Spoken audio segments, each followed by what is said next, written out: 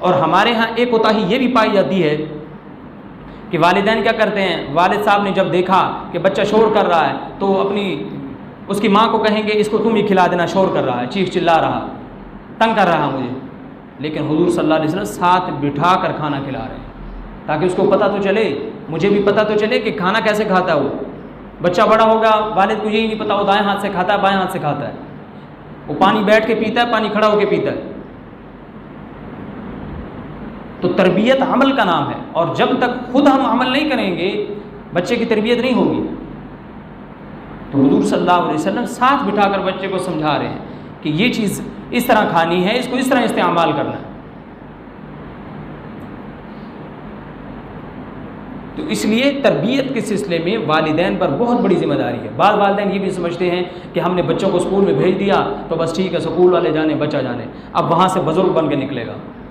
हमने बच्चे को एकेडमी में भेज दिया है, बस अब वहाँ से वो जुनैद बगदादी बन के निकलेगा, हम फीसें देते रहेंगे, बस उन्हीं का काम है एकेडमी वालों को तरबियत करना। स्कूल वाले ने तो किताब पढ़ानी है। सबसे पहली जो दरसगाह है बच्चे के लिए तालीम और तरबियत के लिए वो तो माँ की गोद है। जो लोग बुजुर्ग बने हैं हम उनकी तारीख को उठा करके देखें तो उन्होंने माँ की गोद से कुरान को पढ़ा है। बास तो हाफिज बन के निकले, क्या बात है जी, मेरी वालदा हाफिज़ा थी, वो जब भी मुझे दूध पिलाया करती थी वज़ू करती और जितनी देर दूध पिलाती थी कुरान पढ़ती रहती थी। अब बच्चे को समझ नहीं है लेकिन वो उसके जहन के ऊपर नक्श हो रहा कुरान जो वालदा पढ़ रही है। बाज़ बच्चे ऐसे भी थे अकाबिरीन, वो कहते हैं जब हमारी वालदा छोड़ने गई हमें उस्ताद साहब के पास, कहा कि इसको मैंने हाफिज़ बनाना है, आलिम बनाना है, उस्ताद ने आऊज़ु बिल्लाह पढ़ी है और बिस्मिल्लाह बच्चे ने जो पढ़ी है कुरान ख़त्म कर दिया है। ये नौबत ही नहीं आई कि उस्ताद पढ़ाए कि पढ़ना क्या है, क्यों? इसलिए कि वो वालदा की गोद से सीख गया है। आज तो हमारे बच्चों को हमें फ़िक्र ही नहीं है, बच्चों को गुस्ल के फ़राइज़ भी नहीं आते, उनको यही नहीं पता वज़ू के फ़राइज़ कितने हैं, वज़ू करने का तरीका क्या है, हमने नमाज़ पढ़नी कैसे है। लेकिन वालिदैन को कोई ख़बर नहीं है, उनको पता भी है तो कोई मसला ही नहीं है, नमाज ही है, कौन सा बड़ा काम है, गलत पढ़ लिए तो क्या हो गया। हाँ, उनके नंबर टेस्ट में पूरे आने चाहिए, उनका रिज़ल्ट अच्छा होना चाहिए। वालिदैन को पता भी होता है कि बच्चा जहनी तौर पर इतना इसका हाफिज़ा मजबूत नहीं है, फिर भी बच्चे को लगाया हुआ कि बेटा तूने पोजीशन ले ली है। दुनियावी लिहाज से इतनी कोशिश हो रही है, वालिदैन करते हैं, लेकिन उखरवी लिहाज से वो दीनदारी के लिहाज से वो कहाँ पे खड़ा है, किस मकाम पर खड़ा है, हमें कोई फिक्र नहीं है। कल क़यामत के दिन सवाल किया जाएगा। और तरबियत के सिलसिले में नबी करीम सल्लल्लाहु अलैहि वसल्लम ने फरमाया कि मुरू औलादकुम बिस्सलाति वहुम अबनाउ सब'i सिनीन, जब तुम्हारे बच्चे 7 साल के हो जाएं उनको नमाज सिखाओ, उनको हुक्म दो नमाज का। 7 साल का बच्चा नमाज कब पढ़ेगा? जब उसको नमाज पढ़नी आएगी ना। 7 साल के बच्चे को वज़ू करना आएगा तो नमाज पढ़ेगा ना। आज छोटा सा बच्चा शायद वो ज़ुबान के ज़रिए बोल भी नहीं सकता, उसको स्कूल में दाखिल करवाया हुआ है, लेकिन उसके कुरान की कोई फ़िक्र नहीं है, उसके नमाज की कोई फ़िक्र नहीं है। बच्चा खड़ा होकर खा रहा है, बैठ के खा रहा है, वो जिस तरह भी बाएं हाथ से खाता है, कोई मसला नहीं है। तरबियत में बचपन में ये कोताही करते हैं, फिर बड़े होके फिर कहते हैं जी बच्चे नाफरमान हैं। शुरू दिन से ही इस बात को जहन में मद्देनज़र रखें कि इस रसूलुल्लाह सल्लल्लाहु अलैहि वसल्लम बच्चों की तरबियत कैसे किया करते थे, वो हमें क्या बता कर गए, आप सल्लल्लाहु अलैहि वसल्लम ने हमें क्या तालीमात दी हैं, बच्चों की तरबियत कैसे करनी है। तो आप सल्लल्लाहु अलैहि वसल्लम ने फरमाया कि 7 साल के हो जाएं नमाज का हुक्म दो, उनकी नमाज की फ़िक्र रखो, और फिर वज़रिबू अलैहा वहुम अबनाउ अशरिन, जब 10 साल के हो जाएं नमाज ना पढ़ें तो पिटाई करो। फिर पिटाई का ये तरीका नहीं है कि उसको उसके हड्डी पसली तोड़ दी जाए, या इस्लाम ये भी नहीं कहता, समझाने के बहुत सारे तरीके हैं। देखिए जिस तरह वालिदैन बच्चे को समझाते हैं, बेटा अगर स्कूल में पढ़ोगे नहीं तो फलां के बेटे को देखा है वो नहीं पढ़ा तो आज आवारा फिर रहा है, आज फलां के बेटे को देखा है वो अच्छी तरह पढ़ता है, अच्छी तरह पढ़ता था, आज माशरे में उसका नाम है। हम बच्चों को ये समझा सकते हैं अगर नमाज़ें पढ़ोगे तो देखिए सहाबा किराम कैसे बने, फलां हमारे अकाबिरीन जिनके हम नाम लेते हैं वो यही दीनदारी पर अमल करके बड़े बने हैं। अगर नमाज़ें नहीं पढ़ोगे, दीन का के तरीके पर नहीं चलोगे फिर ये नुकसान है। डांट भी सकते हैं उसको। इसलिए हदीस में आता है, आप सल्लल्लाहु अलैहि वसल्लम ने फरमाया कि अला कुल्लुकुम राइन व कुल्लुकुम मसऊलुन अन रइयती, कान खोल कर सुन लो। अला, आप सल्लल्लाहु अलैहि वसल्लम फरमाया कान खोल कर सुन लो, कुल्लुकुम राइन व कुल्लुकुम मसऊलुन अन रइयती, तुम में से हर बंदा निगरान और निगहबान है अपने मातहत अफराद का, कल क़यामत के दिन उससे पूछा जाएगा। अब देखिए, अगर कोई बड़ा घर का किसी बच्चे को ये कहे कि अगर तूने दोबारा ये काम किया तो फिर मैं तुझसे पूछूंगा, मैं बताऊंगा फिर तुम्हें। अब इस पूछने और बताने का क्या मतलब है? हर शख्स जानता है कि हज़रत की पिटाई होगी। वो बेटा भी समझता है जिसको बाप ने कहा कि अगर दोबारा ये काम किया तो फिर मैं तुझसे पूछूंगा। तो हुजूर सल्लल्लाहु अलैहि वसल्लम फरमा रहे हैं, अगर तुम में से हर बंदा निगरान और निगहबान है अपने मातहत अफराद का, हर एक से पूछा जाएगा। अल्लाह पूछेंगे फिर क़यामत के दिन। तो ये हमारी ज़िम्मेदारी है कि हम अपने बच्चों के मुस्तक़बिल का ख्याल करें। देखिए, हम दुनिया के मुस्तक़बिल की तो फ़िक्र करते हैं अपने बच्चों की, कि दुनिया का जो मुस्तक़बिल जो कि यकीनी नहीं है, किसी वक्त भी किसी को मौत आ सकती है, हम उसके लिए तो कितनी फ़िक्र करते हैं। पहले दिन से ही बच्चे के जहन में बात डाल देते हैं, हमने अपने बेटे को डॉक्टर बनाना है, हमने अपने बेटे को इंजीनियर बनाना है, हमने अपने बेटे को फ़लाँ चीज़ बनाना है। बल्कि पैदा होने से पहले ही बात औकात तो वालिदैन कह रहे होते हैं कि हमने बेटे को फ़लाँ चीज़ बनाना है।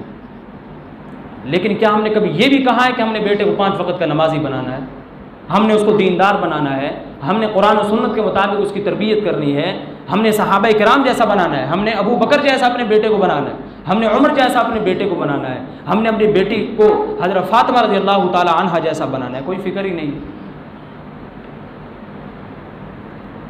और इस हदीस के आखिर में फिर आप सल्लल्लाहु अलैहि वसल्लम ने फरमाया, वफ़र्रिक़ू बैनहुम फ़िल मज़ाजिअ, कि बेटे जब बच्चे 10 साल के हो जाएं तो उनके बिस्तर भी अलग कर दो। बेटा और बेटी को अलग न सुलाओ जब 10 साल के हो जाएं। ये उस वक़्त की बात है। और आज तो बच्चों को जैसे ही समझ हो जाए, बेटे और बेटी का बिस्तर अलग कर देना चाहिए। 2 बेटे हैं तो उनको भी इकट्ठे नहीं सुनाना चाहिए। ये इस्लाम की तालीमात है। तो इसलिए हमें फ़िक्र करनी है, बच्चों की तरबियत कम कैसे कर सकते हैं हम? अगर ये आजकल तो जो तरबियत होती है वो ड्रामों से हो रही है। फ़लाँ ड्रामा लगा हुआ है, पता नहीं किस मुल्क का है, वहाँ पर जी वो बेटा कैसे बोलेगा अपने वालिद के साथ, उसको दीन का तो नहीं पता, उसने ड्रामे में ज़रूर देखा कि अपने बाप को मैंने जवाब ऐसे देना है, मैंने अपने वालिद को ये कहना आप गलत हैं मैं ठीक हूँ। बेटी माँ को कहेगी तू गलत है मैं ठीक हूँ।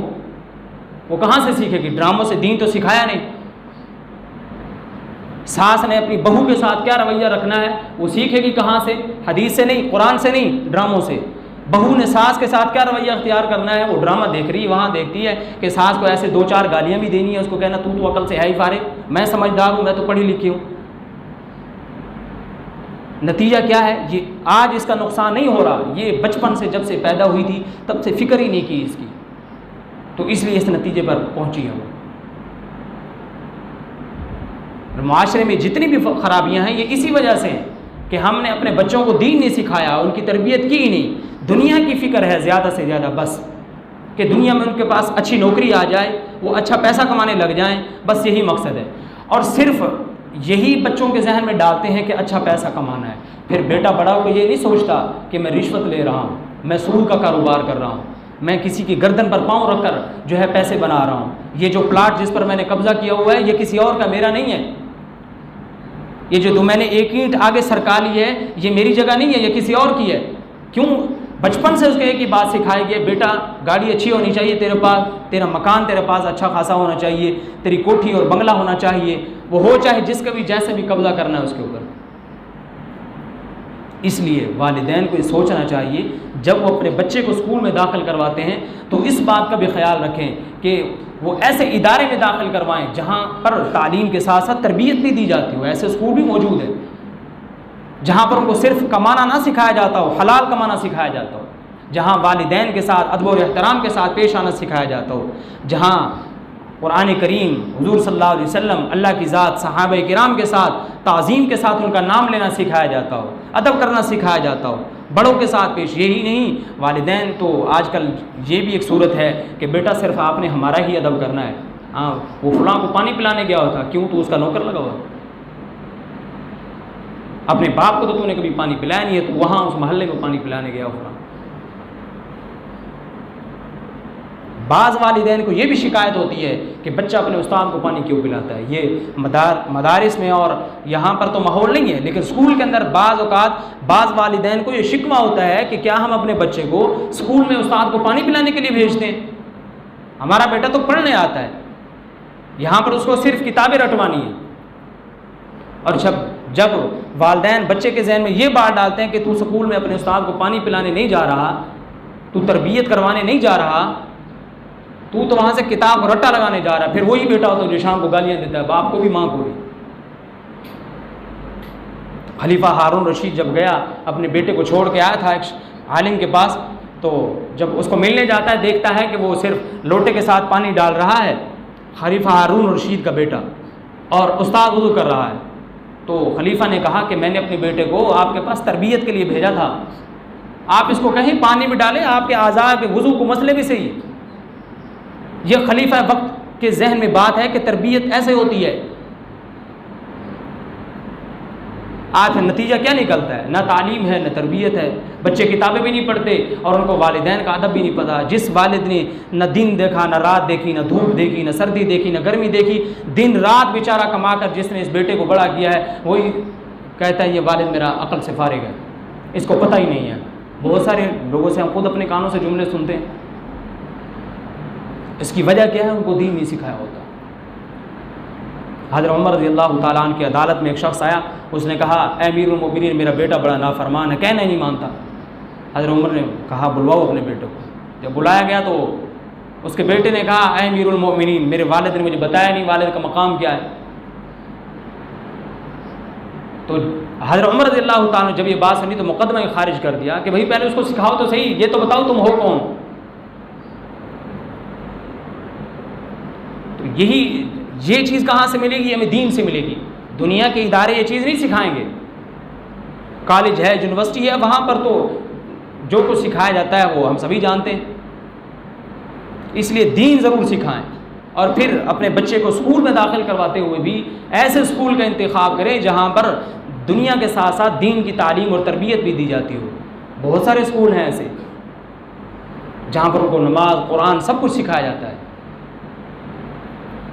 बहुत सारे स्कूल ऐसे भी हैं खुद नमाज भी पढ़ाई जाती है, बाकायदा नमाज के वक़्त पर नमाज पूरे स्कूल में जमात के साथ नमाज पढ़ाई जाती है।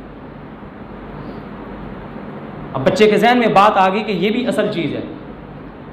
कितने स्कूल हैं, कितने और जो है एकेडमीज़ हैं, कोई पता नहीं नमाज का। नमाज की छुट्टी मांगे बच्चा, एकेडमी वाले छुट्टी भी नहीं देते। भाई तू यहाँ पढ़ने आया, नमाज के साथ तेरा क्या काम? तू मुसलमान है कोई? नमाज तो मुसलमान पढ़ते हैं।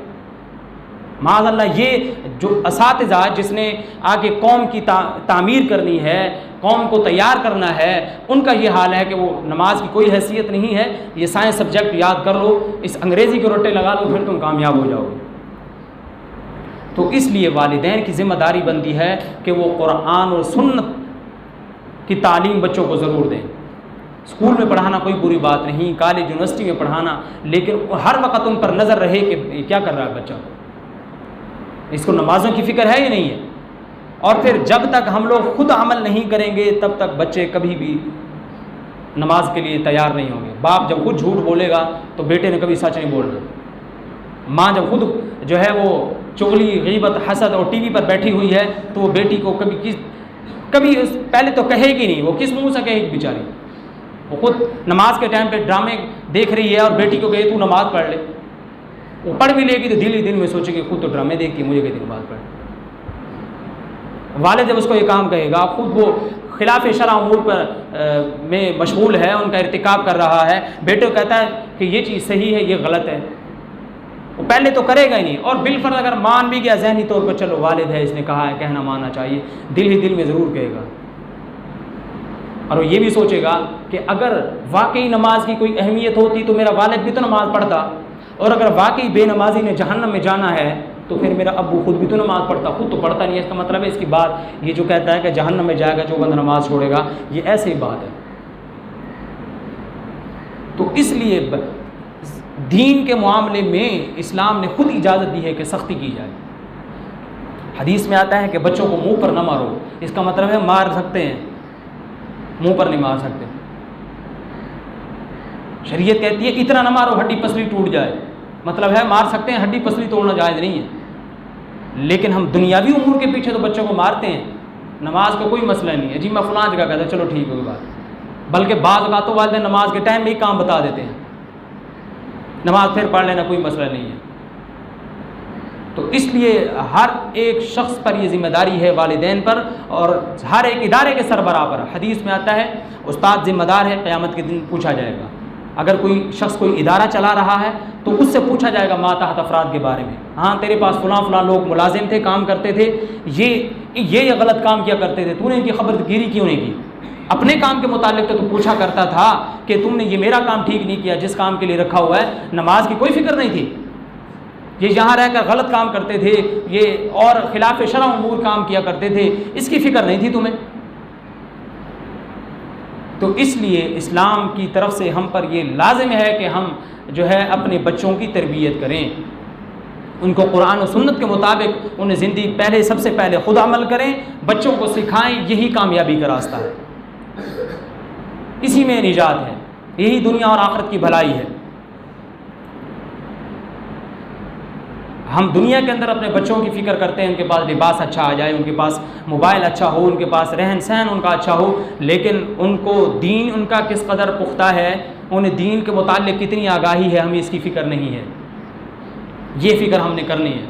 अगर हम ये फ़िक्र नहीं करेंगे, कल क़यामत के दिन हमसे पूछा जाएगा, फिर कोई जवाब नहीं होगा। वही बेटा जिसकी दुनिया के बनाने के लिए तो हमने उसको लगाया, सारा कुछ उसको सिखाया, उसको नमाज नहीं सिखाई, दीन नहीं सिखाया, गलत काम पर उसको टोका नहीं, नेक काम की उसको हिदायत नहीं की, कल यही बेटा कहेगा मेरे वालिद को उठाएं जहन्नम में डालें, मुझे सिखाया ही नहीं, मुझे क्या पता नमाज छोड़ने का गुनाह क्या था, मुझे क्या पता नमाज पढ़ने पर क्या मिलेगा। इसलिए अपने बच्चों की दीनी तरबियत ज़रूर करें। इस्लाम की तरफ से सख्ती के साथ ये हुक्म है कि अपने बच्चों को दीन सिखाओ। अल्लाह ताला फरमाते हैं अपने आप को, अपने अहले खाना को जहन्नम से बचा लो। तो इसलिए हम में से हर शख्स ने ये कोशिश करनी है कि हम अपने बच्चों की बच्चियों की दीन के मुताबिक तरबियत करें। पहले से उनको इस्लाम सिखाएं, उनको बताएं दीन ये कहता है, फिर ख़ुद भी अमल करें। बेटा खुद देखेगा अमल करेगा, बेटी खुद देखेगी। मेरी माँ नमाज के टाइम पर सारे काम छोड़ देती है, वो नमाज़ पढ़ती है। वो जब आटा गूंथती है वज़ू करके आटा गूंथती है, वो जब दूध पिलाती है तो वज़ू करके बच्चे को दूध पिलाती है। बच्चे खुद देखेंगे, उनको कहने की ज़रूरत ही नहीं है, वो जिस माहौल में पले बढ़ेंगे वो सब कुछ वहीं से सीख जाएँ। तो इसलिए हमें कोशिश करनी चाहिए, अल्लाह ताला से दुआ है कि अल्लाह ताला सही मानों में हमें अपने मातहत अफराद की, अपने बच्चों की कुरान और सुन्नत के मुताबिक तरबियत करने की तौफीक नसीब फरमाए। हमा अलैना इल्लल बलाग।